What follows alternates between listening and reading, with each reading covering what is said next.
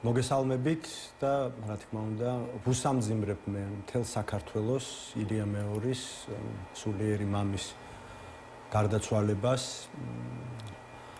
აგრეთვე ვუსამძიმრებ უკრაინელ ხალხს, ხო, მათთვის ძალიან მნიშვნელოვანი პიროვნების საპატიო პატრიარქის ფილარეტის გარდაცვალებას ეს ცალკე სიმბოლური თითქოს ამბავია ორი დამოუკიდებლობისთვის მებრძოლი ხალხის პატრიარქი ერთდროულად წავიდა ამ ქვეყნიდან, ერთდროულად განისვენეს და ერთ დღეს იყო მათი დაკრძალვაც. მე აქვე მინდა მოვიკითხო ყველა სინდისის პატიმარი ამ ქვეყანაში, რომელთაც არ მიეცათ შესაძლებლობა რომ გამომშვიდებებოდნენ ილია მეორეს, თუმცა ადამიანების ძალიან დიდი ნაწილი დარჩა მაინც ისე, რომ ვერ მოახერხა მიუხედავად მრავალსაათიანი რიგში დგომისა, ახლოდან მაინც ენახა ილია მეორის ნეშტი.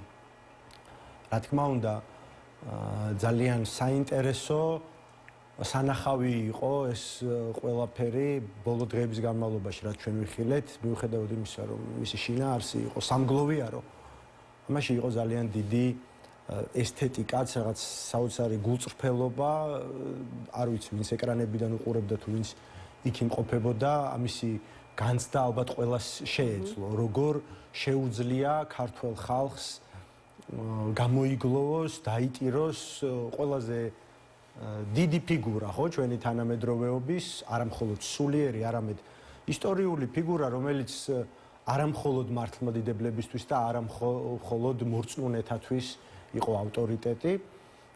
ესეთი რამ ჩვენ კარგახანია არ გვახსოვს, ხო, მე პირადად მახსოვს ძალიან ხალხმრავალი დაკრძალვის ცერემონიები, მახსოვს მაგალითად აი ზურაბ ჟვანიას, მახსოვს, როდესაც ჩამოასვენეს ქაქუცა ჩოლოყაშვილის ნეშტი, მაგრამ ის რაც ჩვენ ახლა ვნახეთ, აქ სულ სხვა ენერგეტიკა იგრძნობოდა, ქართველი ხალხის ენერგია, რომელიც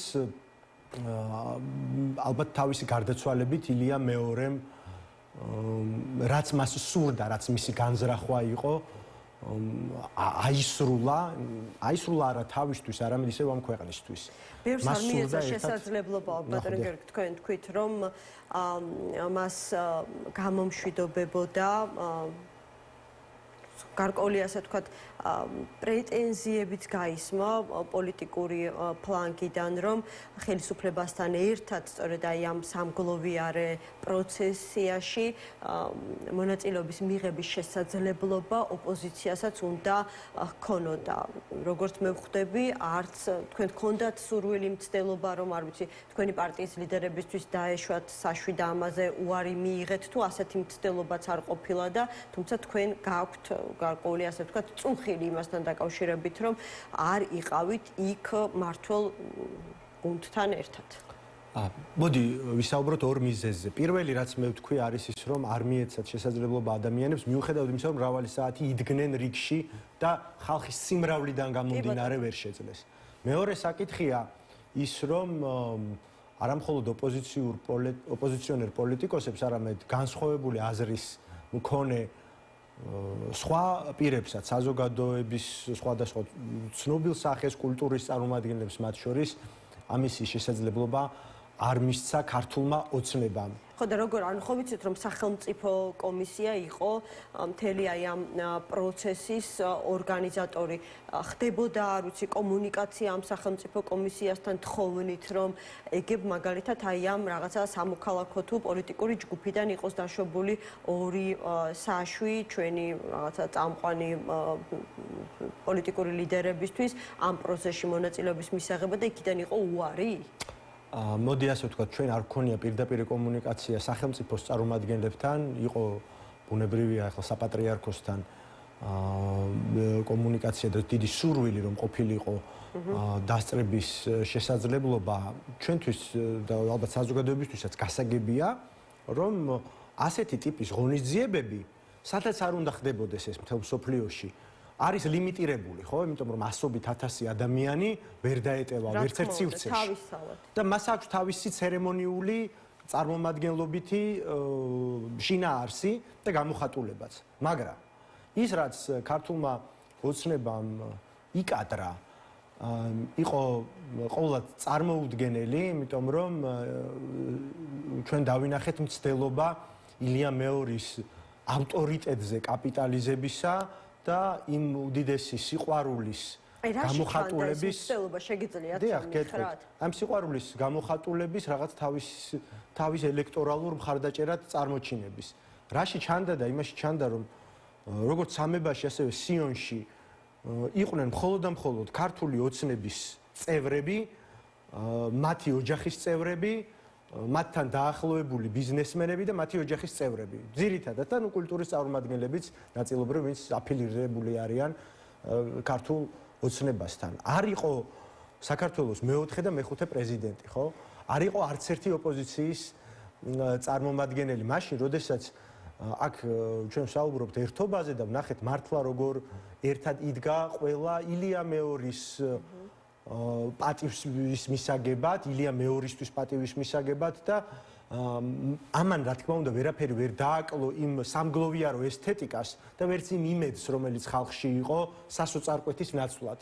მიუხედავად თავის ტრაგიკული შინაარსის და განცდას, რაც თითოეულ ადამიანს ჰქონდა და ალბათ კიდევ დიდი ხნის განმავლობაში გაყვება თქვენ. ეს იქნებათ 10 წლეულების განმავლობაში გაყვება თქვენ სწორად აღნიშნეთ, მაგრამ ქართულმა ოცნებამ ეს ყველაფერი იმდენად უღირსად სცადა, რომ თავის ლუსტრაცია მოახდინეს კიდევ ერთხელ. არსად ილია მეორე თვითონ თავისი პიროვნებიდან გამომდინარე იყო ყველას პატრიარქი, სახალხო პატრიარქი, ყველა სიტუაციაში მედიატორი ფუნქციას ასრულებდა ხოლმე, ის ყველასთვის არ არჩევდა ამას, როგორც ქრისტიანული წესია და როგორც შეეფერება ბუნებრივია ქვეყანაში არსებულ ავტორიტეტს. საპატრიარქოსთან კომუნიკაცია ჰქონდაო და იქიდან იყო ასე ვთქვათ მტკიცეუარი თუ იქიდან იყო გადამისამართება, რომ სწორედ აი ეს სახელმწიფო კომისია განაგებს ამ საკითხებს. ხო, მე არ მინდა ბევრ დეტალზე ვისაუბრო, აქ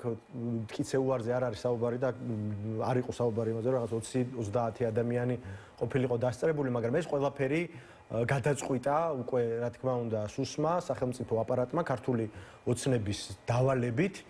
მე მინდა აი მაგალითები მოვიყვანო, ხო? მაგალითად დიდ ბრიტანეთში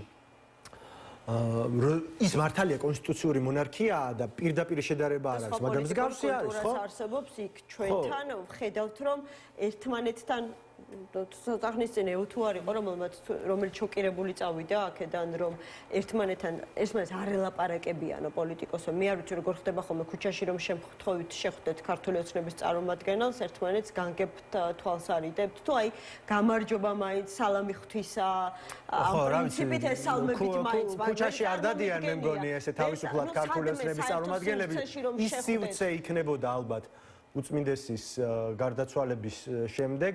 მაგრამ ბუნებრივია ეს მათ არ ისურვეს. ხო, ყველა ნორმალურ ქვეყანაში წარმომადგენლობა სწორედ ამას ნიშნავს. ხო, იქ ოპოზიციაც უნდა იყოს, ხელისუფლების წარმომადგენლებიც უნდა იყვნენ, საზოგადოებისთვის შეიძლება ცნობილი სახეები. ისიც ყველა არა, ბუნებრივი ხა ცნობილი ფაქტია, რომ დევიდ ბექემი 10 საათი იდგა რიგში ელისაბედ მეორის პანაშვიდზე თუ გასვენებაში. მაგრამ, როდესაც რაღაცა სიმბოლო ხდება, ხო, სიმბოლო გარდაიცვალა, სიმბოლო რაღაც ეპოქა დაასრულა და ამ სიმბოლოს ბუნებრივია სჭირდება სიმბოლურობით გაყოლა, ხო? ქვეყნის პრეზიდენტები, ყოფილი პრეზიდენტები, ყოფილი პრემიერ-მინისტრები, ყოფილი პარლამენტის თავმჯდომარეები თითქოს არც არსებულან. მათთვის არსებობს მხოლოდ ახლა აქ ვინ არის ქართული ოცნების გვერდით და რაღაც საარჩევნო კამპანიასავით აწარმოეს და ეს არც ქრისტიანულია, არც ეთიკურია, არც ილია მეორის ხსოვნას ეკადრება და ბუნებრივია დარწმუნებული ვარ, რომ ის ამის სასტიკი წინააღმდეგი იქნებოდა, მას რომ ეს ცოდნოდა როგორც მოხდებოდა. პატრიარქის გარდაცვალებამდე თქვენი პოლიტიკური ძალის ერთ-ერთი ბოლო პოლიტიკური ინიციატივა აიხებოდა ხელისუფლებასთან რაღაცა დიალოგის დაწყების სურვილს. აი ამის შემდეგ თუ როგორ მოიქცა ხელისუფლება ოპოზიციასთან მიმართებაში, აი ამ სამგლოვიარო პროცესიასთან დაკავშირებით. ისევ ფიქრობთ, რომ არსებობს რესურსი და სივრცე ერთ მაგიდასთან განსხვავებული პოლიტიკური პოზიციების მქონე ადამიანების დასხდომის? ხო, ჩვენი მხრიდან ეს არ იყო ინიციატივა, ჩვენი მხრიდან ეს იყო უბრალოდ ჩვენი ხედვის დაფიქსირება, როგორ შეიძლება გადაიჭრას პოლიტიკური კრიზისი. ის როგორც მოიქცა ქართული ოცნება გუშინ და ბოლო დღეებში, რა თქმა უნდა, არაფერს არ ცulis, ხო, ქართული ოცნება რომ ზნეს არ შეიცვლიდა ჩვენ კარგად ვიცოდით თავიდანვე, უბრალოდ ეს არის ჩვენი ხედვა, როგორ ხედავს პასუხისმგებლობიანი პოლიტიკური პარტია, ჩვენი პარტია ამ შემთხვევაში კრიზისის გადაჭრის გზას. მეორე დღეს ვიხილეთ მათი გამოხმაურება, მეორე დღეს ვიხილეთ მათ მიერ შეფასებული მოსკოვის მექანიზმის დასკვნა და ის რომ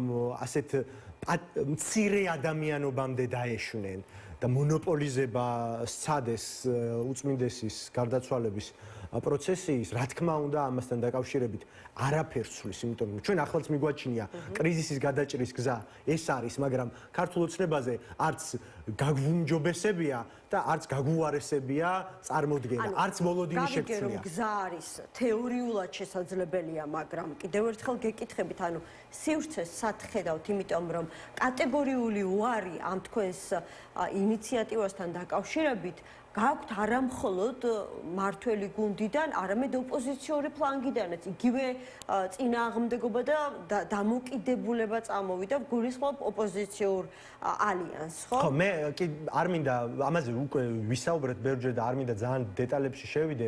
ახსენით რაშიც იყოს. არა, თემის, ასე ვთქვათ, ჩვენ ამ პოზიციაზე ვრჩებით, იმიტომ რომ ეს არ იყო რაღაცა ერთჯერადი განცხადება, მით უმეტეს კიდევ ერთხელ ხაზს უსვამ, რომ ეს არ ყოფილა კონკრეტული შეთავაზება. წერილს გაუგზავნიდით მაშინ ან კობახიძეს, ან ივანიშვილს, ან ვინმეს. ეს არის დოქტრინა, პარტიის ხედვა, როგორ ხედავს ის ამას და სამწუხაროდ მოხდა არასწორი ინტერპრეტაცია, რაღაც გარკვეული მხოლოდ სათაურები, რომელიც დამახინჯებულად გავიდა ზოგიერთ მედია საშუალებაში და მხოლოდ იმის ინტერპრეტაციებით შეიქმნა ბევრმა წარმოდგენა, როგორც პოლიტიკურ სპექტრში, ასევე ადამიანებსაც ეს წარმოდგენა შეექმნათ არასწორად და ჩვენ ავხსენით რა და როგორ იყო. ქართული ოცნების მხრიდან კიდევ ერთხელ ეს არ ყოფილა უარი შეთავაზებაზე, იმიტომ რომ ეს არ ყოფილა არანაირი შეთავაზება. ჩვენი ხედვა პარტია ლელო ძლიერი საქართველო ამას ისევ ასე ხედავს, იმიტომ რომ სხვაგვარი გზა ანუ ხედვა დარჩება ხედვად თუ აპირებთ რომ აი ამ ხედვას რაღაცნაირად სიცოცხლეც შეძინოთ, მოქმედებაში მოიყვანოთ, უარი მიიღეთ ერთხელ, მეორედ მოახდინოთ ინიცირება და უფრო აქტიურად შეეცადოთ, გარკვეული მედიატორებიც გახდეთ ამ პროცესის. ჩვენ კიდევ ერთხელ ამბობ, დოქტრინა იმას ნიშნავს, რომ ჩვენ ამ პოზიციის მომხრენი ვართ და დარწმუნებულები ვართ, რომ ქართული ოცნება ძალიან მალე შეიძლება დადგეს ის დრო, რომ იძულებული გახდეს დიალოგის მაგიდაზე დასაჯდომად არა ჩვენს პარტიასთან, არამედ მთლიანად საზოგადოებასთან, ოპოზიციურ სპექტრთან, იმიტომ რომ არანაირი სხვა განსხვავებული მოთხოვნა ჩვენ არ დაგვიფიქსირებია. ხო, ორი ძირითადი საკითხი, რომელიც უცვლელია წელიწადნახევრის განმავლობაში, სინდისის პატიმრების გათავისუფლება, ახალი სამართლიანი საპარლამენტო არჩევნები, ეს არის ძირითადი საკითხი. თან სინდისის პატიმრების გათავისუფლება არ არის ჩვენგან რაღაც ვაჭრობის საგანი, ამაზეც დავაფიქსირეთ ჩვენი პოზიცია, ეს არის უპირობო რამ, სხვაგვარად კონტექსტიც ვერ შეიკრება, ხო? ასე წერია, ანალოგიურადვე წერია მოსკოვის მექანიზმის შემოთვლებით პოლიტიკოსი პატიმრებისგან, რომ არავინ ელენე ხოშტარი ხო და მაგას ვამბობ, ეს არასწორია, ეს არასწორია, იმიტომ რომ ისიც კი როგორც ჩვენ ვხედავთ, არა შეთავაზების სახით, არამედ დოქტრინის სახით, რომ კრიზისი შეიძლება გადაიჭრას დიალოგის გზით, იმ ხედვაშიც კი არ არის დიალოგის მაგიდაზე შემოტანა სინდისის პატიმრების თავისუფლების, ეს მათი არჩევანია, მათი ბრძოლაა. ეს საერთოდ არ განიხილება, უპირობო რამ არის, თუ ქართულ ოცნებას მოუწევს და მოუწევს აუცილებლად ამ ნაბიჯის გადმოდგმა, ამაზე სავაჭრო საერთოდ არც იქნება. თქვენ გაქვთ დოქტრინა. ეს იყო აუგზაური არაფრის გამო. კარგი, მოდით ცოტა კიდევ უფრო დავწუროთ რა ეს თემა. თქვენ გაქვთ დოქტრინა, რომელიც გულისხმობს პოლიტიკური დიალოგის დაწყებას და ამავე დროს გაქვთ მოლოდინი, რომ ქართულ ოცნებას მოუწევს დათანხმდეს განსხვავებული პოლიტიკური შეხედულებების მქონე ადამიანებთან დიალოგში შესვლას. აი, როდის შეიძლება მივიდეს ქართული ოცნება ამ კონდიციამდე და რამ შეიძლება მიიყვანოს, იმიტომ რომ ვხედავთ რაღაცნაირ მცდელობებს, ჯერ ძალიან მცირეს, მაგრამ მცდელობების სახეზეა დასავლეთთან ურთიერთობების დაალაგების. აღარ გავიხსენებ ახლა ქართული ოცნების წარმომადგენლების ბოლო ვიზიტებს ამერიკის შეერთებულ შტატებში. დღეს ვხედავთ, რომ საქართველოში ამერიკის სახელმწიფო დეპარტამენტის ევროპისა და ევრაზიის საქმეთა ბიუროს წარმოადგენელი პიტერ ანდრეული ჩამოვიდა და ბევრს გაუჩნდა მოლოდინი, რომ ეს ხომ არ არის იმის, ასე ვთქვათ, გამოსახულება, რასაც ქართული ოცნება ურთიერთობის სუფთა ფურცლიდან დაწყებას ეძახის. ხო, მოდი თუ გავიხსენეთ მათი ბოლოდროინდელი ვიზიტი ამერიკის შეერთებულ შტატებში, ისიც გავახსენოთ საზოგადოებას, რომ სამწუხაროდ საქართველოს ისეთი ტიპის ქვეყნების რიგში აღმოჩნდა, რომელთაც ახლა გამკაცრებული სავიზო მოთხოვნები აქვთ 1 აპრილიდან ტურისტული ვიზისთვისაც კი $15,000 დეპოზიტები განესაზღვრებათ სავალდებულოდ ვიზის აღების მსურველებს. ჩვენ მოდი გავიხსენოთ ვიზიტი, რომელიც შედგა სულ ცოტა ხნის წინ ჩვენს რეგიონში ამერიკის შეერთებული შტატების ვიცე-პრეზიდენტის, რომელიც ჩავიდა სომხეთსა და აზერბაიჯანში.